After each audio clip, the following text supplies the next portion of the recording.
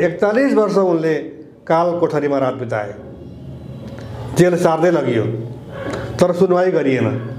उनी हत्यारा हुन् कि होइन भन्ने कुराको प्रमाणित गरिएन। ऊ चाहिँ मेरो श्रीमतीको हत्यारा यो भनेर सम्पर्कविहीन भयो। त्यो सम्पर्कविहीन हुने व्यक्ति नै वास्तवमा हत्यारा हो। उसले चाहिँ दुर्गा प्रसादलाई हत्याको आरोपी बनाइदियो। गोली प्रहार गरी उनीहरू घाइते भए। तर त्यसको 2-3 दिनपछि फेरि गोली प्रहार भयो, 3-4 जना युवाहरू मारिए। त्यो इन्डिया अकुपाइड काश्मीरमा भएको घटना हो। भनेपछि तपाईँ हामीलाई थाहा छ 2019 नोभेम्बर 2 मा चाहिँ पोलिटिकल म्यापमा हाम्रो जमिन राख्ने इन्डियाले पाकिस्तानको एडमिनिस्ट्रेटेड काश्मीरलाई पनि राखेको थियो। सबै काश्मीर मेरो हो भनेको थियो। प्रचण्डको र माधव नेपालको पक्षमा पनि इन्डिया छ, केपी ओलीको पक्षमा पनि इन्डिया छ, शेरबहादुरको पक्षमा पनि इन्डिया छ, कमल थापाको पक्षमा पनि इन्डिया छ। सबैलाई बोलाएर हामी तपाईँकै हो नि, तपाईँलाई सहयोग गर्छौँ नि भन्थ्यो, फुरुक्क पार्थ्यो। अनि तर चाहिँ प्रचण्ड र माधव नेपाललाई भेट्दाखेरि केपी ओली विरुद्ध जे गर्न सक्नुहुन्छ गर्नुहोस्, हामी तपाईँको पछाडि छौँ भन्थ्यो। अनि केपी ओलीलाई भेट्दाखेरि प्रचण्ड र माधव नेपालको विरुद्धमा जे गर्न सक्नुहुन्छ गर्नुहोस्, हामी छौँ नि तपाईँको साथमा, ब्याकमा छौँ हामी।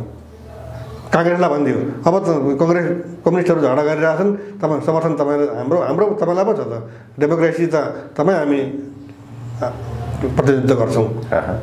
कमल थापालाई चाहिँ ल तपाईँ हिन्दू राष्ट्रको कुरा गर्नुभएको छ, यो त हाम्रो एजेन्डा हो बिजेपीको, प्रत्येकलाई हावा भरिदिएको छ। युद्धको कुरा नाटकीय रूपमा हुन्छ। हेर्नुहोस्, यो मैले भनेको छु ग्रेटर नेपाल पाउनको निमित्त त्यो इन्डिया जसले ब्रिटिस धपायो भन्छन् नि, नो नेभर। कहिले पनि इन्डियनहरूले ब्रिटिसलाई धपाएका होइनन्, ब्रिटिसहरू आफै गएका हुन्। 1947 को जुलाई 18 मा ब्रिटिस पार्लियामेन्टबाट इन्डियन इन्डिपेन्डेन्स एक्ट भन्ने एउटा कानुन पास गरेर त्यो कानुनमा 14 अगस्तमा 1947 मा पाकिस्तान बन्नेछ, 15 अगस्त 1947 मा इन्डिया बन्नेछ भनेको छ। कहाँ उनीहरू बन्दुक उठाएर त्यो लडाएर ब्रिटिसलाई धपाएका हुन्। र पहिलो गभर्नर को हो इन्डियाको? Lord Mountbatten. त्यति डरपोक इन्डियनहरू अब उनीहरूले चाहिँ युद्ध नलडिकन जमिन पाउने, अनि त्यो इन्डियन इन्डिपेन्डेन्ट एक्टबाटै स्वतन्त्र भएको हाम्रो जमिन चाहिँ अनि हामी त्यो पाउन हामीले युद्ध लड्नुपर्ने।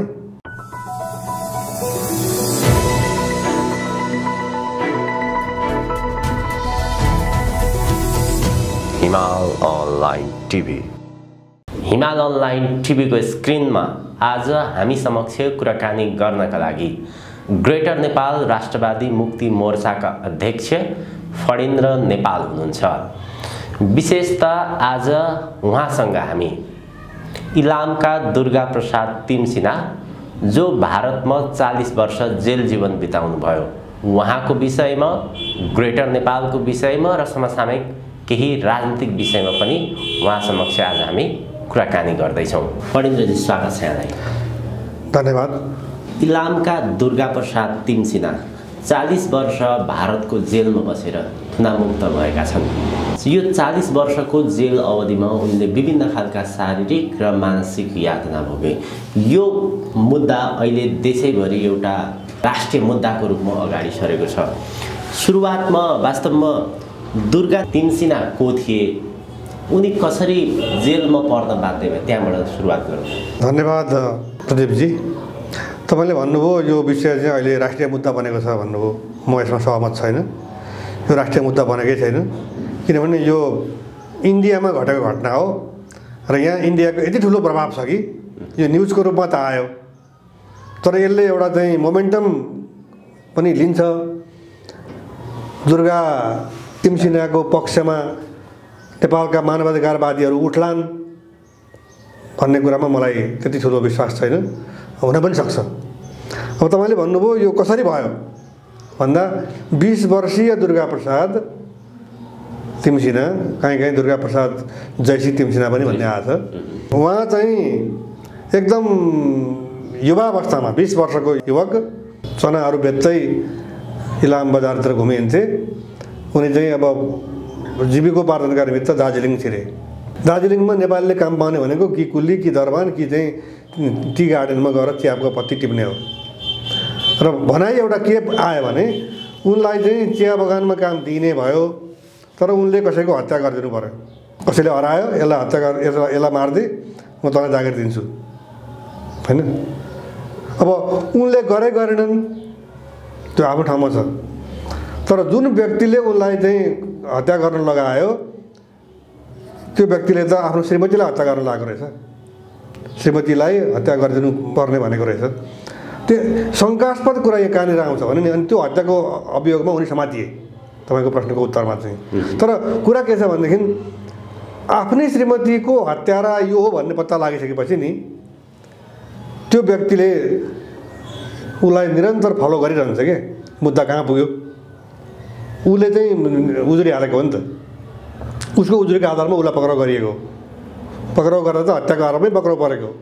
तर निरन्तर 42 वर्ष करिब 41 वर्ष त कम्प्लिटली नै, किनभने 40मा समातिएका हुन्, 40 को 0 वर्ष अनि उतापट्टि चाहिँ 40 वर्षमा चाहिँ 1980मा समातिँदाखेरि 80 को वर्ष 0 भयो, उतापट्टि 20 हुँदा 21 भयो, अनि अहिले 21 भयो, 42 वर्ष त भइसक्यो।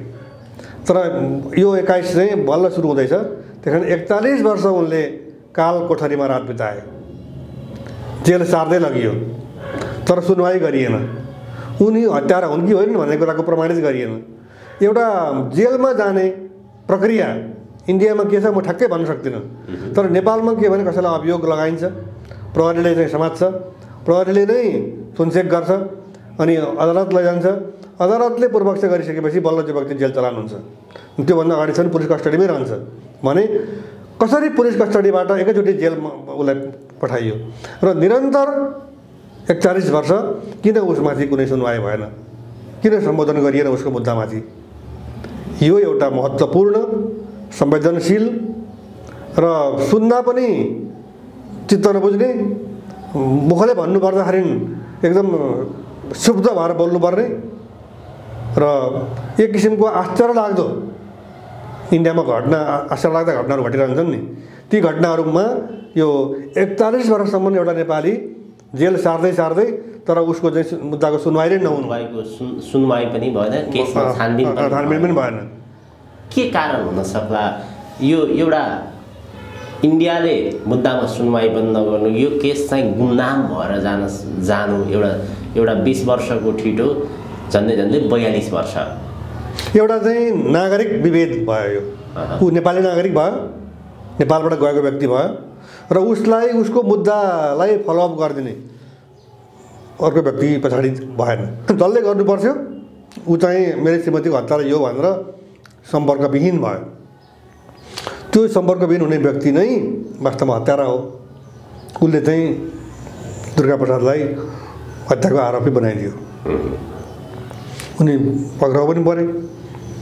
दार्जिलिङ गएका थिए इलामका मान्छे, सायद उनको त्यहाँ कोही पनि थिएन, कसैले उनको चाहिँ पक्षमा सुनवाई गरिदिनको निमित्त, पूर्वपक्ष गरिदिनको निमित्त दबाब दिने, अनुरोध गर्ने, वकिल राख्ने, त्यो काम भएन। यो अवस्थाको फाइदा जुन व्यक्तिले उनलाई हत्या गर्न लगाएको थियो भनिएको छ त्यसले लियो। उनी चाहिँ जति सजाय सहनु पर्थ्यो, भोग्नु पर्थ्यो, त्यो कानुनी रूपमा प्रमाणित गरेर भएको भए एउटा कुरा ठिक छ। नेपालको नागरिक दार्जिलिङ गएर हत्या गर्यो, ऊ त्यहाँ हत्या गरेकोमा नेपाली भएको नाता छुट्नुपर्छ भन्ने होइन, जेल सारेर नेपालले पनि ल्याउन सकिँदैन थियो, उसले त्यही भोग्नु पर्थ्यो। नेपाल र भारतको एउटा सांस्कृतिक सम्बन्ध छ, धार्मिक सम्बन्ध छ, अरबौँको रूपमा नेपाल र भारत बीच कारोबारको सम्बन्ध छ। यस्तो परिस्थितिमा एउटा छिमेकी राष्ट्रले नेपाल सरकार र भारत सरकार बीच यो विषयमा केही जानकारीसम्म त हुन्थ्यो होला, यस्ता खालका कुराहरू चाहिँ किन भएनन्? होइन, एउटा कुरा त के भने व्यक्तिको निरीयता, जुन दुर्गा तिमसिना छन् उनको व्यक्तिगत निरीयता, उनको पक्षमा उनको पछाडि कोही थिएन कि यो मुद्दालाई चाहिँ टुङ्गोमा पुर्याएर चाहिँ मेरो आफन्त, मेरो दाजु अथवा मेरो भाइ, मेरो काका जो होस् उसले चाहिँ सजाय पाउँछ भने पाओस्, तर के भने पूर्वपक्ष होस् भन्नेतिर उनको पछाडि लागेर चाहिँ उनको पक्षमा बोलिदिने कोही पनि मान्छे भएन, एउटा कुरा। तर यसको अर्थ संसारको largest democracy of the world भन्छन् इन्डियनहरू आफूलाई, हामी विश्वको सबभन्दा ठुलो प्रजातान्त्रिक मुलुक हौँ, प्रजातन्त्र हौँ भन्छन् उनीहरू। प्रजातन्त्रको पर्यायवाची शब्दको रूपमा इन्डियालाई लिन्छन् उनीहरू। यही हो त प्रजातन्त्र, यही हो मानवाधिकार, यही हो न्याय, यही हो संवेदनशीलता। त्यस कारणले उनले जे भोगे नि त्यो भोगाई त तपाईँ हामीले उनको भोगाइको जुन अनुभूति हो त्यो अनुभूतिकोलाई 100% लाने हो भने हामी 1% मात्रै हामीले उनको पीडाको अनुभूति गर्न सक्छौँ। बाँकी त सम्पूर्ण उनले नै गरे होइन। तपाईँ भन्नुहोस् न प्रदीपजी, तपाईँ हामी 40 घन्टा मात्रै कतै थुनिनु पर्यो भने हाम्रो अवस्था के हुन्छ? 40 घन्टा, 40 दिन भयो के होला, 40 महिना भयो के होला? यहाँ त 41 वर्ष त कम्प्लिट भएको छ। यो कुनै जोकको विषय होइन, यो मानवतामाथिको प्रहार हो। र यो इन्डियाको जेल प्रशासन कति भ्रष्ट, कति अमानवीय, कति नारकीय र कति निकृष्ट स्तरको रहेछ भन्ने कुरा दुर्गा तिमसेना काण्डले प्रमाणित चाहिँ गरेको छ।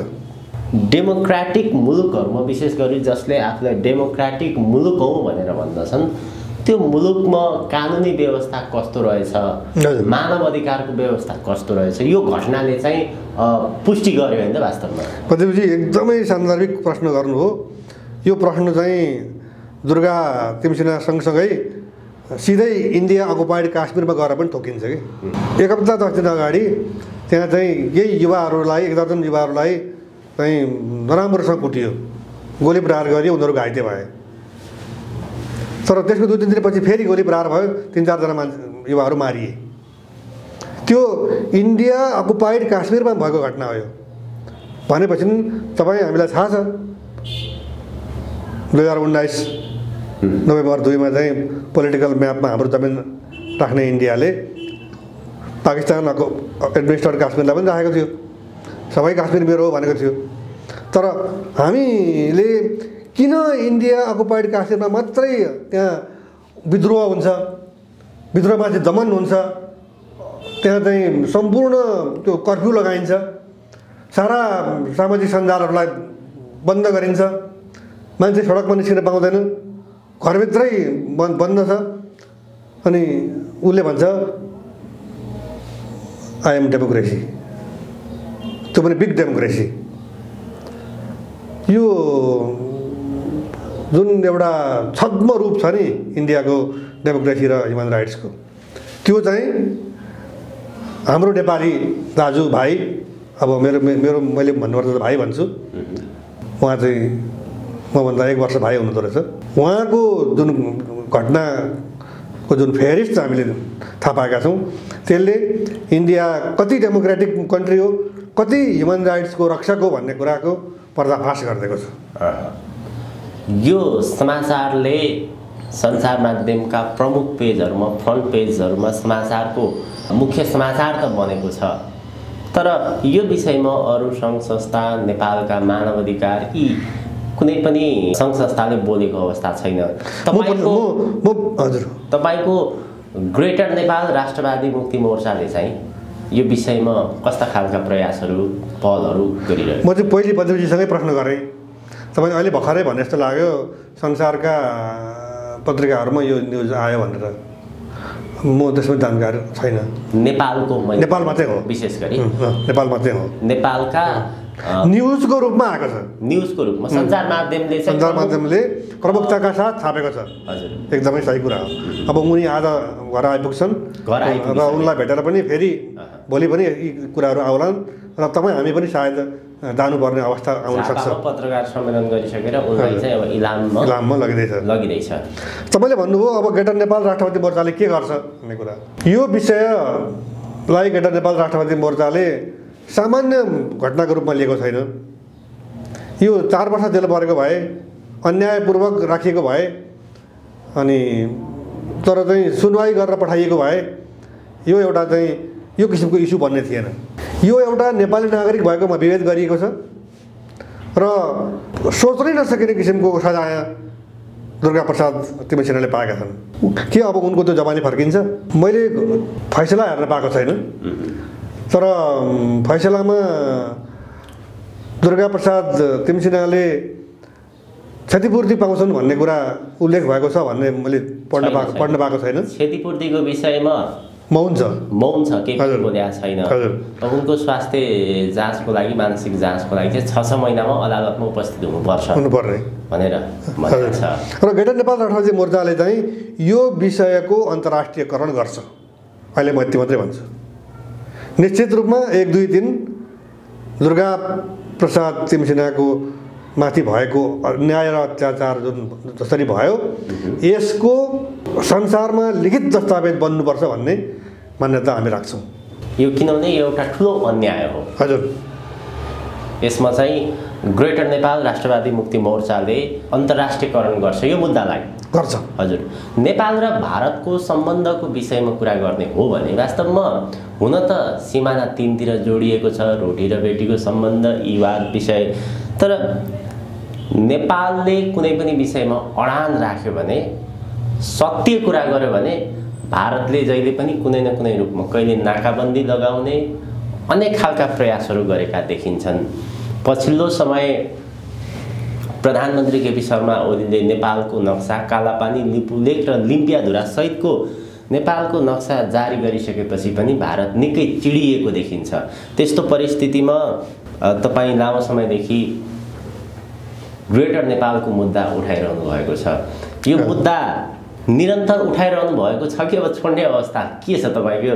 किनभने नेपाल र भारतको सम्बन्धको विषय होइन, प्रदीपजी जस्तो चाहिँ सचेत पत्रकारले चाहिँ तैँले यो मुद्दा निरन्तर उठाएको छ कि छैन भन्न त्यति उपयुक्त भारतले चाहिँ, किनभने हामी त निरन्तर क्रियाशील छौँ। खालि के भने सडकमा आउनको निमित्त चाहिँ कोभिड-19 का कारण चाहिँ सरकारले अर्को ढङ्गबाट कारबाही गर्ने देखिएको हुँदा हामी चाहिँ 1 वर्ष चाहिँ हामी सडकमा आउन हामीले कम गऱ्यौँ, यति मात्रै हो। तर के भने लिखित रूपमा अनि इन्डियालाई मेमोरेन्डम बुझाउने, बेलायतलाई मेमोरेन्डम बुझाउने, फेरि इन्डियाको प्रधान सेनापति आउँदा चाहिँ त्यसको विरुद्धमा बोल्ने, यी सारा कुराहरू हामीले गरिरहेका छौँ र हामी त्यसमा छोड्दैनौँ। र बरु के भने झन् सङ्गठित भएर अगाडि बढ्नुपर्छ भन्ने कुरामा यो मुद्दा किन उठाएको भने भारतले कालापानी, लिपुलेक, लिम्पियाधुरा समेत आफ्नो भनेर दाबी गर्छ भने ग्रेटर नेपालको मुद्दा, ग्रेटर नेपालको जमिन भने त्यो त ठुलो विषय हो नि। हजुर, यो सरकारी तहबाट पनि चुच्चे नक्सा बन्यो। लिम्पियाधुरा, लिपुलेक, कालापानीलाई नेपाली भूभागका रूपमा नक्सामा समावेश गरियो, राजनीतिक नक्सामा। यद्यपि सरकारको निरीयता हेर्न लायक छ, किनभने जुन बाटो चाहिँ हाम्रो जमिनमा बनाएको छ, धारचुलाबाट दार्चुला हुँदै लिपुलेक हुँदै चाहिँ यो तिब्बतको चाहिँ मानसरोवर जाने बाटोसम्म लिङ्क रोड जोड्ने जुन कुरा इन्डियाले चाहिँ उद्घाटनै गर्यो होइन, गरेर चाहिँ अब अहिले उसले के गरिरहेछ भने त्यो सडकको स्तरोन्नति गरिरहेछ, तर नेपाल सरकार बोल्दैन। यसैबाट थाहा हुन्छ ग्रेटर नेपाल भन्ने कुरा नेपाल सरकारका निमित्त कति पाच्य हुन्छ होला होइन। तर के भने यो त गैर सरकारी तहमा, नागरिकका तहबाट उठाएको कुरा हो नि त ग्रेटर नेपाल त। किनभने सरकारले त म प्रदीपजीलाई एउटा कुरा मात्रै छोटोमा भन्न चाहन्छु, 1950 को जुलाई महिनाको 31 तारिखमा नेपाल र इन्डियाका बिचमा Nepal India piece and friendship treaty भयो नि, त्यसलाई हामी 1950 को चाहिँ सन्धि भन्छौँ नि। यो इबिजीले पनि त्यो सन्धिलाई चाहिँ संशोधन गर्नुपर्छ भनेर प्रतिवेदन बनाएको छ अरे भन्ने कुरा आउँछ र प्रतिवेदन नबुझेकोमा पनि बेला बेलामा चर्चा हुन्छ नि। त्यो 1950 को सन्धिको धारा 1 र 8 ले एकले दुवै मुलुकको टेरिटोरियल इन्टिग्रिटी र फुल सोभरेनिटीलाई स्वीकार गर्ने भन्ने र धारा 8 मा गएर चाहिँ नेपाल र बेलायतका बिचमा आजको मितिभन्दा पहिले जति पनि सन्धि भएका छन् त्यहाँ अल शब्द परेको छ, सबै क्यान्सल हुन्छन् भनेको छ। सबै क्यान्सल भएपछि त सुगौली सन्धि पनि क्यान्सल भयो, अल भित्र त सुगौली सन्धि पनि पर्यो नि त। तपाईँ सुगौली सन्धिको कुरा गर्दै हुनुहुन्छ, हाम्रो नेपालको राष्ट्रगानमा सार्वभौम फैलिएका मेची महाकाली भनेर राष्ट्रगानमै उल्लेख छ। होइन, यो प्रसङ्गमा म दोस्रो चरणमा आइहाल्छु।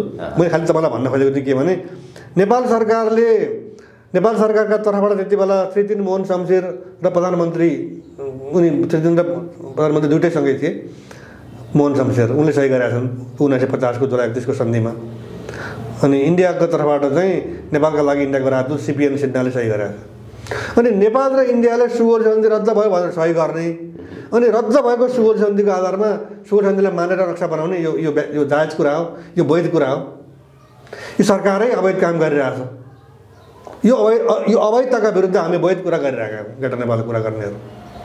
अहिले तपाईँले भन्नुभयो सयौँ थुङ्गा फुलका हामी एउटै माला नेपाली, बडो राम्रो पङ्क्ति हो र यो राष्ट्रिय गानभरिको एउटै पङ्क्तिमा राम्रो पङ्क्ति यो मात्रै, अरू कुनै छैन। अनि तन्त्र उसले के भन्छ भने के अरे लेखकले, रचनाकारले, सार्वभौम भई फैलिएका मेची महाकाली। विश्वको कुनै पनि राष्ट्रिय गानमा देशको सीमालाई सङ्कुचित गर्ने गरी राष्ट्रिय गान बनाइँदैन। यसबारेमा चाहिँ प्रदीपजीसँग म अनुरोध गर्छु, यसको लागि छुट्टै कार्यक्रम एउटा तपाईँले मेरा निम्ति समय दिनुहोस्, यसबारेमा बृहत छलफल गरौँ। राष्ट्रिय गानमाथि नै किन यो कसरी आयो, यो कुन सन्दर्भमा आयो, कसको प्रायोजनमा आयो, कसरी स्वीकृत भयो, यो छुट्टै अध्याय बन्न सक्छ। यो विषयमा हामी कुनै दिन बसौँला। हजुर। तर जसरी तपाईँ ग्रेटर नेपालको मुद्दालाई लिएर अगाडि बढिरहनु भएको छ, यसलाई कसरी अन्तर्राष्ट्रियकरण गर्न सकिन्छ भनेर खास यो मुद्दा उठाउनु पर्ने राष्ट्रले हो र अन्तर्राष्ट्रिय अदालतमा दर्ता गर्ने भने पनि त्यो चाहिँ सङ्घ संस्थाले गर्न सक्दैन, त्यो सरकारको माध्यमबाट मात्र त्यो मुद्दा दर्ता हुन्छ। प्रावधान अन्तर्राष्ट्रिय कानुन अनुसार त्यस्तो छ। तपाईँले नेपालको राजनीति, भारतले नेपालमाथि जसरी हस्तक्षेप गरेको छ, पछिल्लो समय त खुलेरै देख्नुभयो होला, प्रचण्ड जसरी कम्फर्टेबल सरकारको गरे। यदि राष्ट्रको पक्षमा कुनै नेता, नेतृत्व, प्रधानमन्त्री, मन्त्री कोही उभिए भने उनको पद नै धरापमा पर्छ। पद मात्र धरापमा होइन, कतिपयको त ज्यान नै धरापमा पर्ने अवस्था हुन्छ र हुँदै पनि आएको छ। त्यस्तो परिस्थितिमा तपाईँ जुन अडान लिएर मुद्दा लिएर अगाडि बढिरहनु भएको छ, यो कसरी साकार हुन्छ? यो चाहिँ एउटा कुरा प्रदीपजी, तपाईँ सचेत पत्रकार हो मेरो अध्ययनमा। तपाईँ स्वयंले पनि मसँग मात्रै होइन अरूसँग पनि ग्रेटर नेपालको विषयमा कुरा चर्चाहरू गर्नुभएको मैले सुनेको छु। हामीले यो विषय उठाउनुभन्दा पहिले सुगौल सन्धि कहिले भयो, सुगौल सन्धिमा के लेखिएको छ, सुगौल सन्धिभन्दा पहिलेको नेपालको नक्सा कस्तो थियो, एकदम कम जानकारीमा थियो। तर यो विगत 1.5 दशकमा 15 वर्ष यता यो धेरै मान्छेको, धेरै युवाहरूको, धेरै प्रौढहरूको, बुढाबुढीहरूको समेत नजरमा परिसकेको छ र यो चाहिँ चेतनाको हिसाबले धेरै अगाडि बढिसकेको कुरा हो। खालि के भने नेपालका राजनीतिक पार्टीहरूले यसलाई मुख्य एजेन्डा नबनाएको मात्रै हो। तर यस्तो दिन अब आउँछ हेर्नु, अब यदि संसद पुनर्स्थापना भयो, अब फेरि पनि विघटन हुने सम्भावनाको कुरा पनि आइरहेको छ। अब विघटन भइहाल्छ भने त आगामी मङ्सिर पुससम्ममा अब चाहिँ अर्को चुनाव होला, नत्र भने स्वाभाविक रूपमा गयो भने दोस्रो 2 वर्षभित्रमा चुनाव हुन्छ।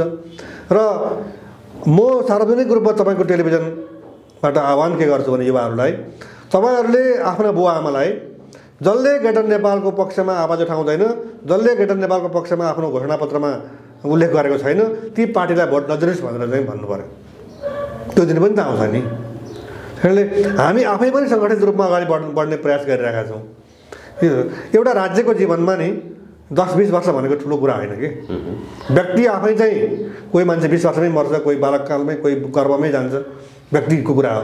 तर जब राष्ट्रको कुरा आउँछ, राज्यको कुरा आउँछ, देशको कुरा आउँछ, त्यति बेला 2-4 वर्ष, 15-20 वर्ष ठुलो कुरा हुँदैन। यो ग्रेटर नेपालको विषयमा यहाँ जस्तो एउटा सचेत नेपाली अथवा जसले चेतनाको दीप बालिरहेका हुन्छन्, सचेत गराइरहेका हुन्छन्, उनीहरूकै मुखबाट के सुनिन्छ भने यो ग्रेटर नेपालको मुद्दा भने चाहिँ आँपको रुखमा लिची फले जस्तो, बेमौसमी जस्तो, यो असम्भव पुरा नहुने। हामीसँग भएको अहिले जति टेरिटोरी छ मेचीदेखि महाकालीसम्म, यसैलाई कसरी संरक्षण गर्न सकिन्छ, यो भूभागलाई कसरी उज्यालो दीपको रूपमा अगाडि बढाउन सकिन्छ, खास यतातर्फ ध्यान दिनुपर्छ। यो नहुने कुरो गरेर के गर्ने भन्ने पनि सुनिन्छ नि। होइन, त्यो चाहिँ यो डेमोक्रेसी हो, वाक स्वतन्त्रता छ, बोल्न पाइन्छ, आफ्नो त कुरा राख्न पाइन्छ। तर यो चाहिँ हुतियाराले गर्ने कुरा मात्रै हो कि। कतिपय बौद्धिक वर्गले त के भन्छन् भने हामी इन्डिया बिना बाँच्नै सक्दैनौँ, किनभने अधिकांश नेपालमा उत्पादन छैन, सबै कुरा इन्डियाबाट निर्यात हुन्छ, अनि इन्डियाकै खाने, निर्भर चाहिँ इन्डियामा हुनुपर्ने, अनि राष्ट्रियताको प्रत्येक बेला म सानो घटना सुनाउँछु।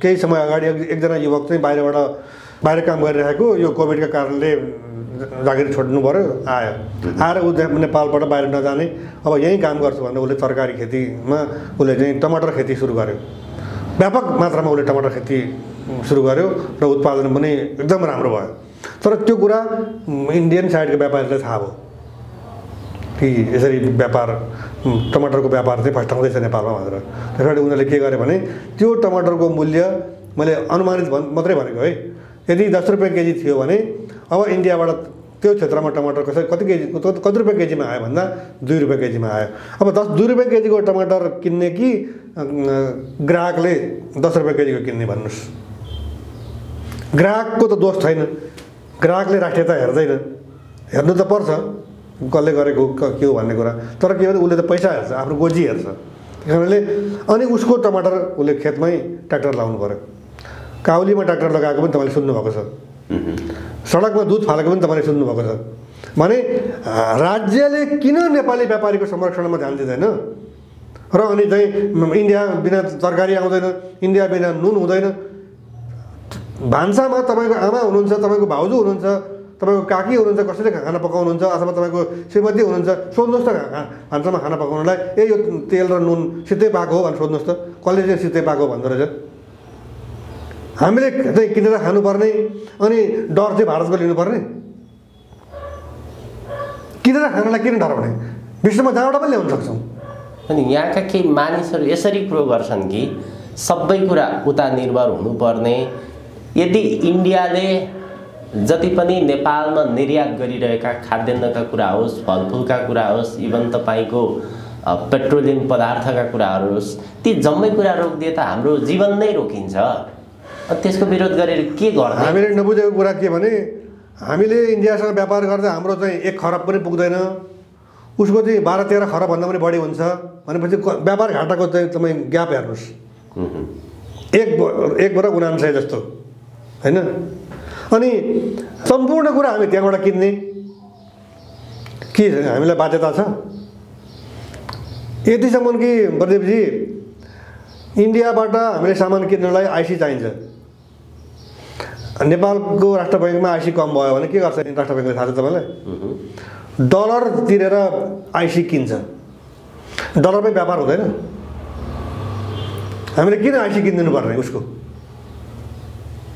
हामीले किन उसँग व्यापार गर्ने हामीसँग त्यति धेरै मात्रामा अमेरिकी डलर छ भने हामी चाहिँ जहाँ अमेरिकी डलर चल्छ त्यहाँबाट व्यापार गरौँ न त्यहाँबाट किनौँ न इन्डियासँग हामी कारोबार नगर्ने भने होइन म नगर्ने पनि भन्दिनँ तर के भने यो के कस्तो कम्पल्सन हो कि उसँग डलर तिरेर आइसी किन्ने अनि आइसीले चाहिँ अनि व्यापार गर्ने इन्डियाले हामीलाई एकदमै बाध्यकारी रूपमा बाँधिदिएको छ होइन सर्टेन यो के भने मिसनरीको कुरा हो हेर्नुहोस् अब चाहिँ मिसनरीमा यस्तो ढाँचा बनाइएको छ कि तपाईँले इँटा बनाउने साँचो देख्नु आउँछ नि ठ्याक्कै नाप नक्सामा हुन्छ अनि त्यो टम्म इँटा साँचोमा माटो मिलाउनु भएको छ भने राम्रो इँटा आउँछ अलिकति लुज छ भने अलिक अबडे खबडे टाइपको पनि आउँछ अलिकति चोट लागेको जस्तो पनि देखिन्छ भने जस्तै अब यहाँ मान्छे किनेको छ प्लान्टेसन गरेको छ तपाईँ चित्रबहादुर केसी अनि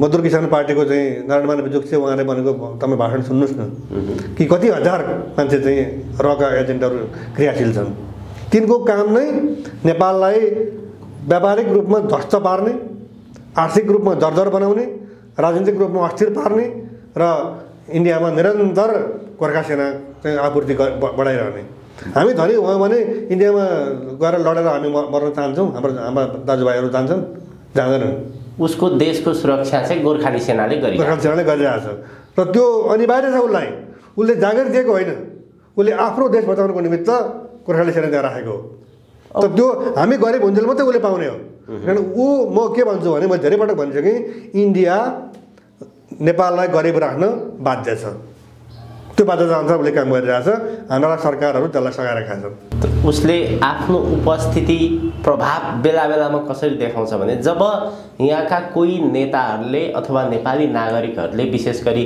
राष्ट्रियताको कुरा गर्छन् इन्डियाको विरोध गर्छन् त्यति बेला चाहिँ उसको अस्त्र भनेको जहिले पनि नाकाबन्दी हुन्छ। हजुर 72 सालको नाकाबन्दीमा इन्डियाले नाकाबन्दी गरिसकेपछि वास्तवमा नेपालीहरू कति प्रभावित भयो त्यो त देखियो फेरि प्रत्यक्ष रूपमा। तर एउटा कुरा नि प्रदीपजी, तपाईँले अहिले नाकाबन्दीको कुरा उठाउनु भयो, उसले नाकाबन्दी गरिदिन्छ हामी दुःख पाउँछौँ भन्ने कुरा पनि स्वाभाविक हो, देखियो।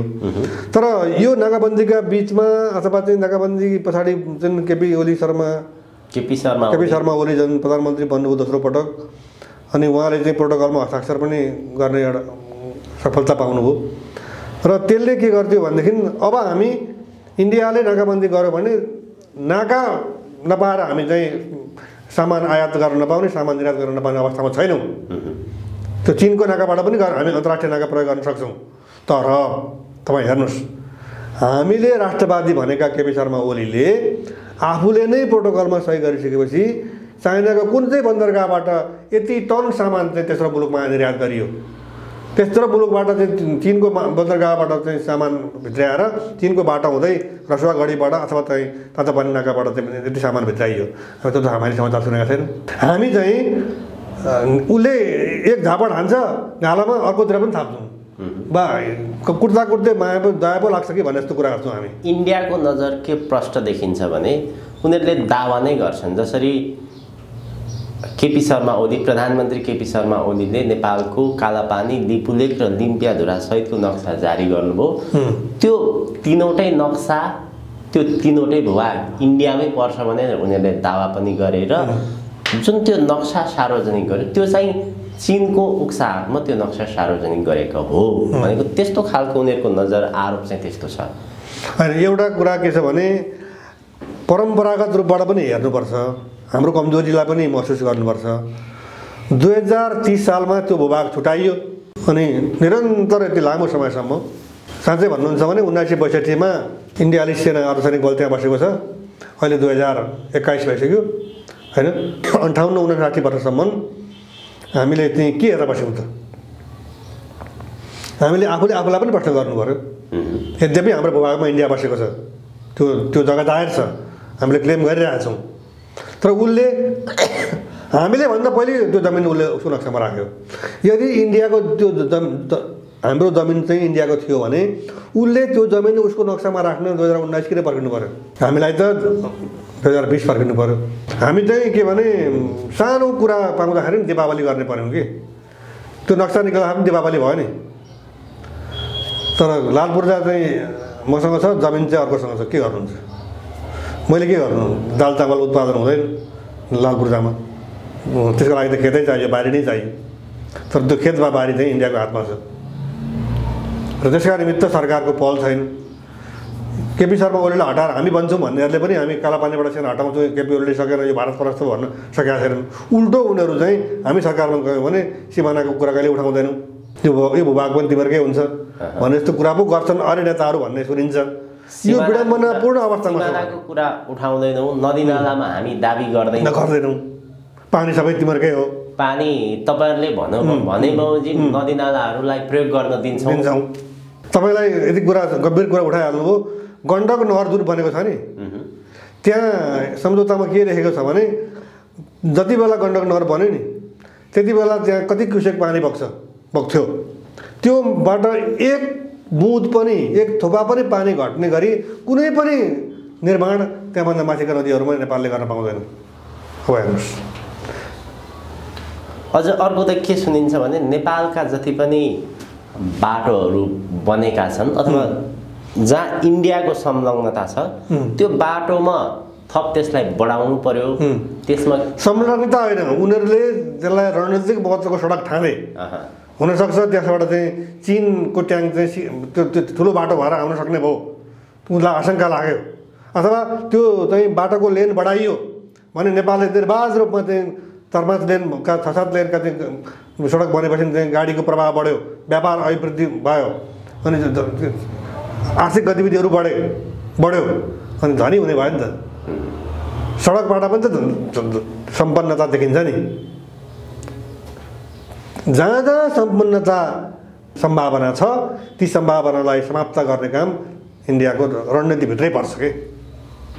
र हामीले इन्डियालाई अस्वीकार गर्दा गर्दै पनि अवस्था कस्तो छ भने चलचित्रदेखि लिएर विभिन्न सिरियलदेखि लिएर सम्पूर्ण इन्डियाकै च्यानलहरू नेपालमा छन्। प्रभाव चाहिँ इन्डियाकै छ। परिस्थिति त अलिक गाह्रै देखिन्छ। होइन, हामी गोरु हौँ हेर्नुहोस्। साँच्चै भन्नु भने त म आफूलाई नै कुकुर भन्छु। म हामी मान्छे हुने प्रयासै गरेनौँ कि इन्डियाले हामीलाई मान्छे बन्ने प्रयास गर भनेर चाहिँ एक किसिमको अप्रत्यक्ष रूपमा सन्देश दियो। 72 सालमा भूकम्प आयो, उसले नाकाबन्दी गर्यो। तिमीहरू आफै आफ्नो उत्पादन, आफूलाई चाहिने सामान आफै उत्पादन गर न भनेको पनि त हो नि एक किसिमले। तर हामीले त्यसलाई मानेनौँ। तिमीले नै उत्पादन गर्दै तिमीले नै पठाऊ, हामी त पैसा दिन्छौँ, खान्छौँ, के को दुःख गरिरहनु भन्यो होइन।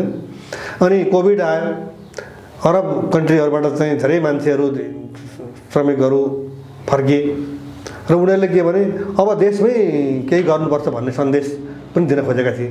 त्यसलाई पनि हामीले अस्वीकार गऱ्यौँ। हामी अहिले पनि विश्वमा श्रम बजार कहाँ छ हामी खोजिरहेका छौँ।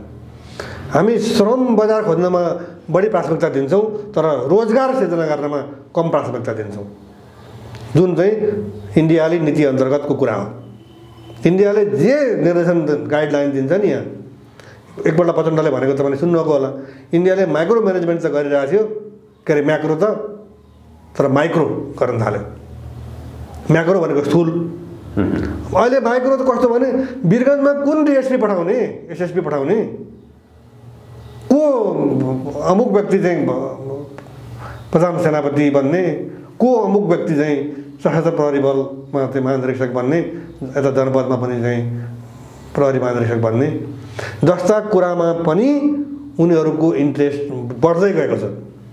र तपाईँलाई म आज अन्तिमतिर हुन लाग्यो होला, एउटा मैले सुनेको त्यो चाहिँ पूर्व प्रधान निर्वाचन आयुक्त गुजरात पोखरेलले भनेको इन्टरभ्यूको एउटा अंश म तपाईँलाई सुनाउन चाहन्छु। उहाँले के भन्नुभयो भने इन्डियन एम्बेसडरले उहाँलाई खाना बोलाएको रहेछ। खाना खाने क्रममा कुरा हुँदाखेरि इन्डियन एम्बेसडरले उहाँलाई भनेछ, हेर्नुहोस् न गुजरातजी, तपाईँका मान्छेहरू एमपीहरू लाम लागेर मलाई चाहिँ यहाँ आएर भेट्छन् अनि मलाई मन्त्री बनाइदिए भन्छन्। कतिजनालाई मन्त्री बनाउन सक्छु मैले? त्यो त नेपाल त देश त हो नि, म त सक्दिनँ त्यसरी हरेक व्यक्तिलाई मन्त्री बनाउनु। त सबैजना आउँछन् मलाई मन्त्री बनाइदिए भन्छन्। अनि हामी कहाँ छौँ? कहाँ छ हाम्रो सार्वभौमसत्ता? कहाँ छ हाम्रो स्वाभिमान? कहाँ छ हाम्रो प्रतिष्ठा? कहाँ छ हाम्रो गौरव? यस्तो दुरावस्थामा छौँ हामी। राष्ट्रियताको जगमा उभिन, राष्ट्रियताको कुरा गर्नको लागि पहिलो कुरो त देश आर्थिक रूपमा समृद्धि हुनु पर्यो। हजुर। अब जुन ग्रेटर नेपालको कुरा छ त्यो चाहिँ सुगौली सन्धिमा जे खालका कुराहरू उल्लेख छन्, त्यो एउटा त त्यो सन्धिलाई पल्ट्याउनु पर्यो। अर्को चाहिँ होइन अब त्यसमा इन्डियाले हस्तक्षेप गर्यो, हामी ग्रेटर नेपाल दिन सक्दैनौँ भन्ने खालको कुरो आयो भने त फेरि युद्धको कुरो होला। युद्धको कुरो गर्ने हो भने भारत नेपालभन्दा 22 गुणा ठुलो, हामीसँग आधुनिक हात हतियार छैन, जनसङ्ख्या छैन। त्यस कारणले गर्दा पनि अब युद्ध लडेर त सम्भव छैन नै भन्छन्। होइन प्रदीपजीलाई म एउटा अलिक टाढाको उदाहरण दिन्छु। अमेरिकाका अगाडि क्युबाको उपस्थिति, भौतिक उपस्थिति कत्रो छ? क्युबा कत्रो छ? अमेरिका कत्रो छ?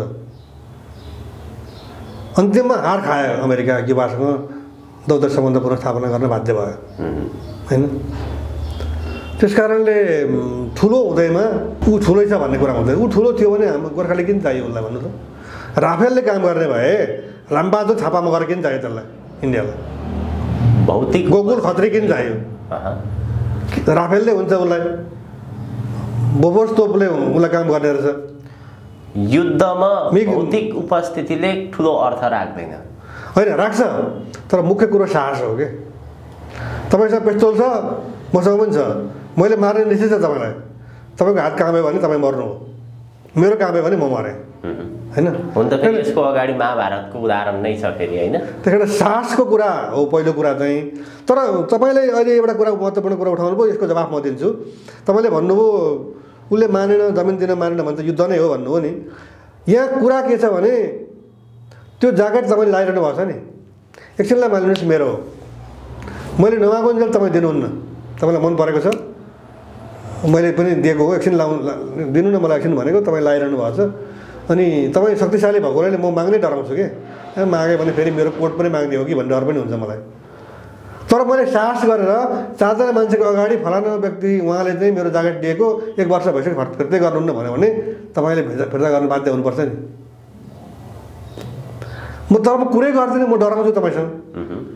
यहाँ भएकै यही हो। हाम्रो केपी शर्मा ओली मोदीको बर्थडे आयो भने चाहिँ 3 भाषामा म बधाई ज्ञापन गर्ने, अनि सेना हटाउने कहिले तालिका बनाउनु पऱ्यो भनेर भन्न दिन नसक्ने, त्यो हटलाइन के को लागि?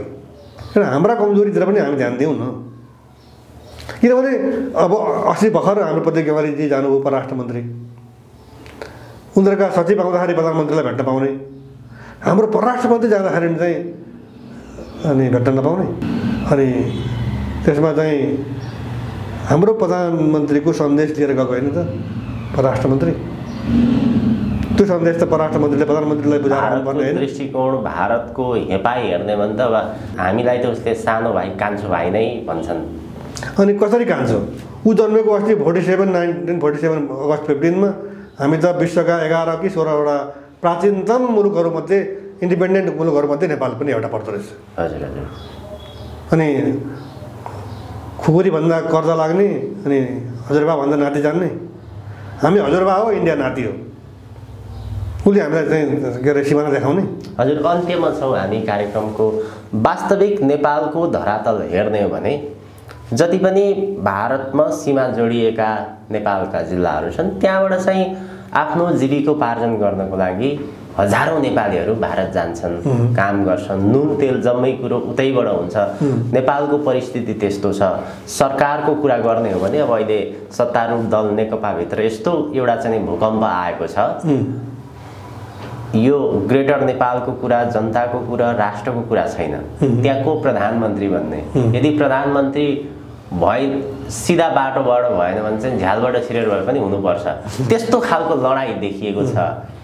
कसरी अगाडि बढ्ला, तपाईँहरूको मुद्दा कसरी सफल होला अहिलेको परिस्थितिमा?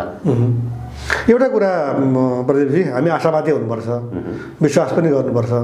अब धेरै परिवर्तनहरू मान्छेहरूमा, जनतामा, नागरिकहरूमा आइसकेको छ र यिनीहरूले पहिले चाहिँ हामीलाई चाहिँ जहिले पनि कोलिसन गभर्मेन्ट, हङ पार्लियामेन्ट, मिलिजुली सरकार बन्नुपर्ने, अनि एउटाले एउटा न्यु खोज्ने, सत्ताबाट बाहिर आउने गरे अनि अल्पमतमा पारिदिने, यस्तो जुन कुरा भयो यसले गर्दा एकदम गाह्रो भयो। त्यस कारण हामीलाई बहुमत दिनु पऱ्यो भनेर वाम एकता भयो नि, नभन्दै बहुमत पनि पाए। तर त्यो बहुमतलाई दुरुपयोग गरे होइन। त्यस कारणले अब जनताले चाहिँ कसले काम गर्न सक्छ भनेर चाहिँ त्यो चयनको स्वतन्त्रता पनि छ, विकल्प पनि छ।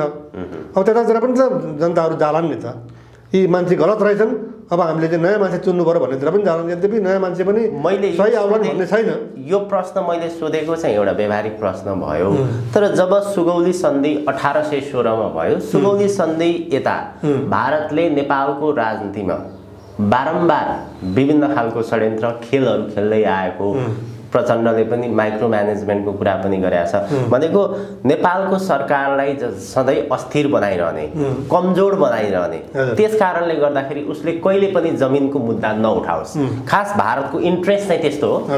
एकदमै उसलाई के भने नेपालले अन्तर्राष्ट्रिय परिस्थिति अनुकूल जाने वातावरण नबनोस्, ऊ आफ्नै आन्तरिक गृहकलामा अल्झिराखोस्, त्यो ठुलो कला पनि नहोस् तर के भने मेलमिलाप पनि नहोस्, एकअर्कामा अविश्वास बढ्दै बढ्दै गएर चाहिँ कामै गर्न नसक्ने अवस्थामा पुगुन्, त्यहाँ आफ्नो पकड होस्, अनि आफूले भनेको निर्णय मान्ने शक्ति चाहिँ अब भनौँ न। अब अहिले चाहिँ सुनिन्छ प्रचण्डको र माधव नेपालको पक्षमा पनि इन्डिया छ, केपी ओलीको पक्षमा पनि इन्डिया छ, शेरबहादुरको पक्षमा पनि इन्डिया छ, कमल थापाको पक्षमा पनि इन्डिया छ।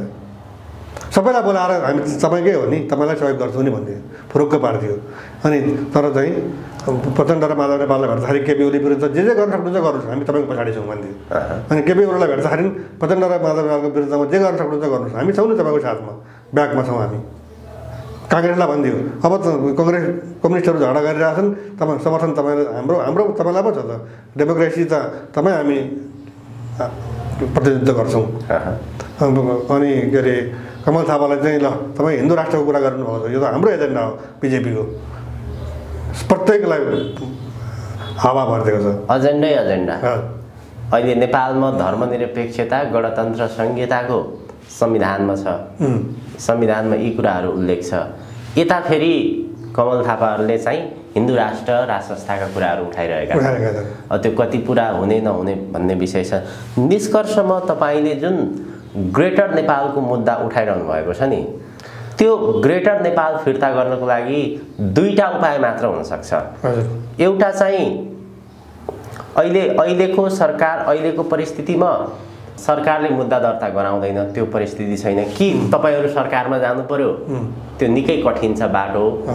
त्यो अन्तर्राष्ट्रिय रूपमा मुद्दा दर्ता गराउनको लागि संघ संस्थाले हुँदैन, त्यो चाहिँ सरकार मार्फत नै जानुपर्ने हुन्छ।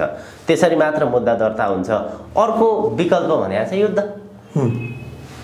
म दुईटै कुराको जवाफ दिन्छु प्रदीपजी।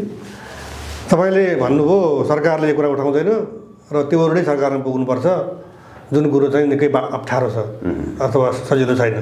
यो कुरामा म सहमत छु। सरकारले उठाउँदैन र हामी तत्काल सरकारमा पुग्ने सम्भावना अब भोलिकै चुनावमा हामी पुग्छौँ भन्ने कुराको ग्यारेन्टी म गर्दिनँ। गाह्रो छ, त्यो गाह्रो छ। तर तपाईँले भन्नुभयो नि अब अर्को चाहिँ युद्ध। म युद्धको कुरा गर्नुभन्दा पहिले तपाईँलाई के भन्छु भने,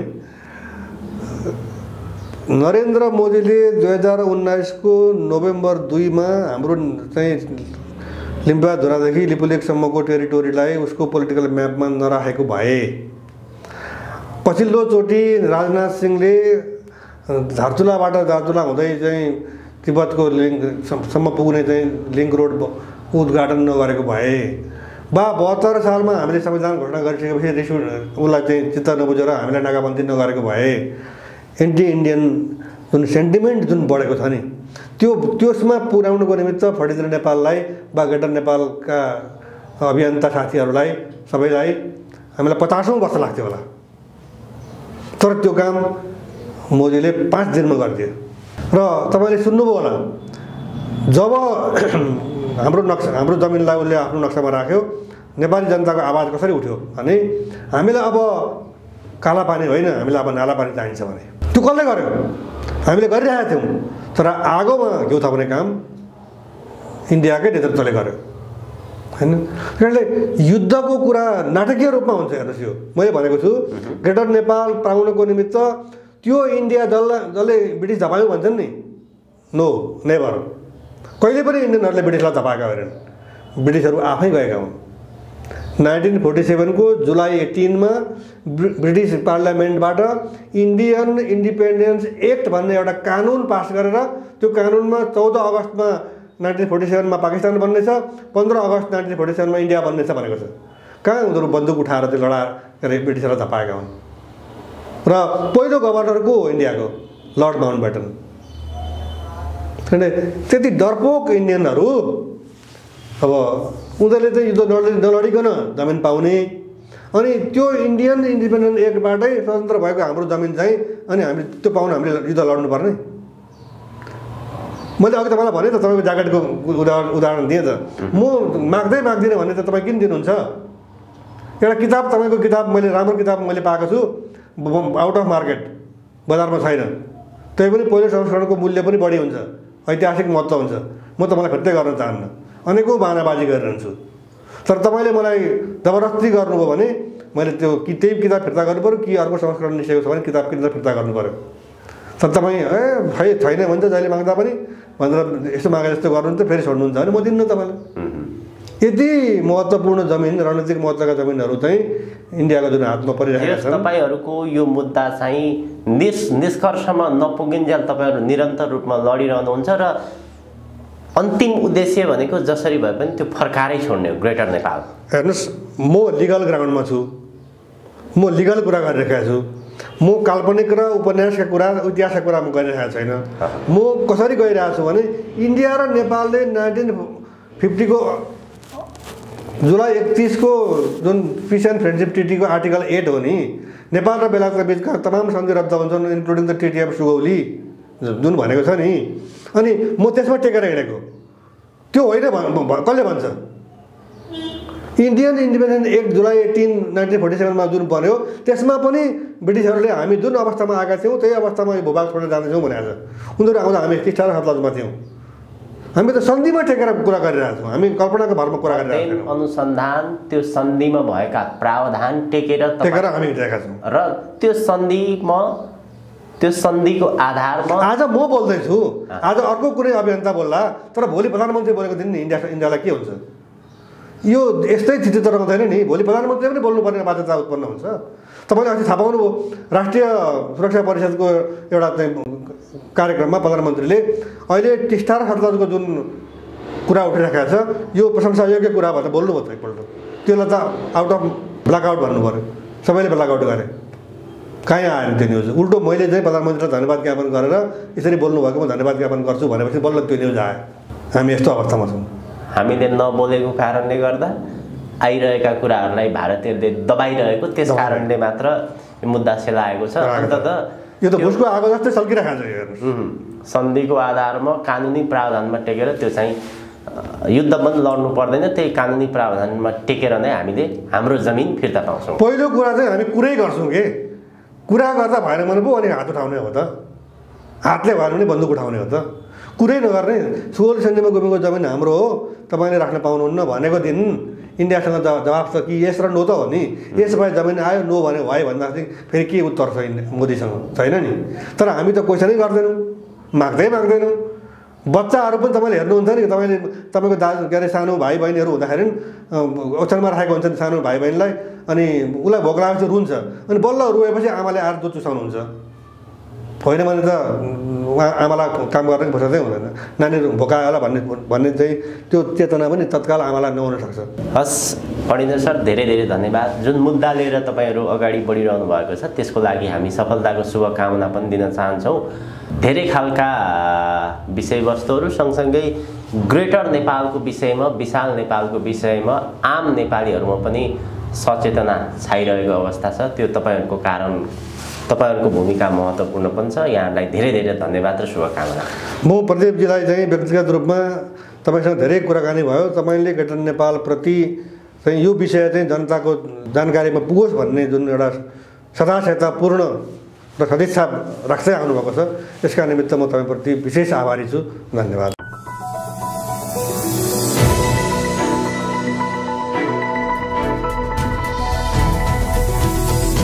हिमाल अनलाइन टिभी।